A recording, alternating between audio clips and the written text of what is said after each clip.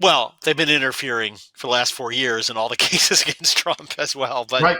but I mean, are the Democrats that stupid? Because doesn't it seem like if you're going to cross this line and do this and establish this precedent and maybe get to a Supreme Court who says, yeah, you can do it, isn't it a weapon that could be turned on them if they ever unimaginable as it is with them doing the nutty things they're doing, but then when they come back into power, then aren't they just say, well, then Republicans can run to Republican judges and do the same thing to us? I mean, isn't In a word, short-sighted? no. Here's why. Why?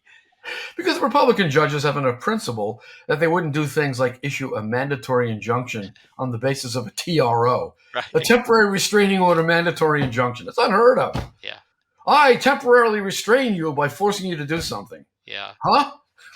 So, a principal judge, meaning a judge appointed by Trump or some of the H.W. Bush judges, they're not going to go that far. Now, I'm not saying they're not inclined towards certain results, but at least they get to that result with the proper invocation of legal authorities. They don't just make things up as they go along. So, no, I don't think it's going to be tit for tat.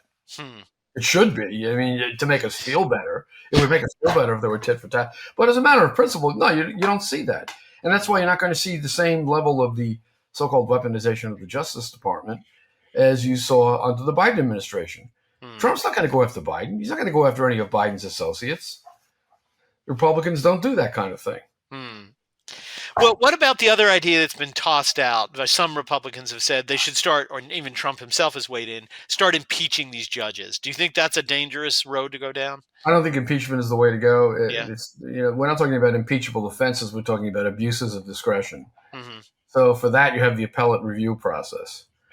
It's not a high crime or misdemeanor, unless the judge is taking a bribe, in which case that would be an impeachable offense. Right. But if he's just an activist judge who's abusing his authority, your remedy is the appellate process.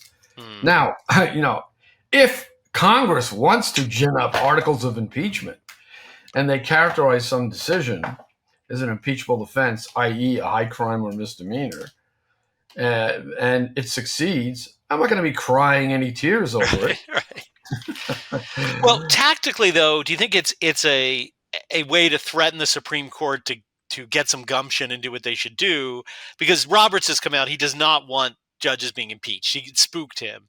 So do you think it could be a tactic to say, look, unless you guys do your duty and rein in your judges with a very strong ruling that they can't do this, then, that we may go down that road? No, I think it's a dead end. I don't think impeachment will get anywhere. It doesn't have any legs. What threat that does have some substance to it is congressional legislation to cut back on the jurisdiction of these judges by, for one thing, making it prohibiting the issuance of national injunctions.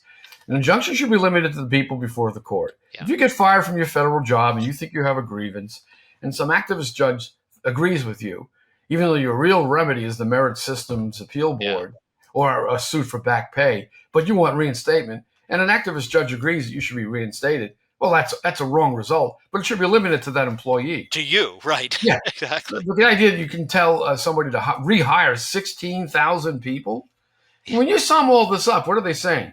The president can't fire anybody in the executive branch unless we say so. The president can't do drastic budget cuts with money that hasn't been specifically appropriated unless the judges say so. So essentially, the judges are the president, collectively speaking. Yeah. They are the super president of the United States. And Trump is basically a bureaucrat to be governed by their super presidential dictates.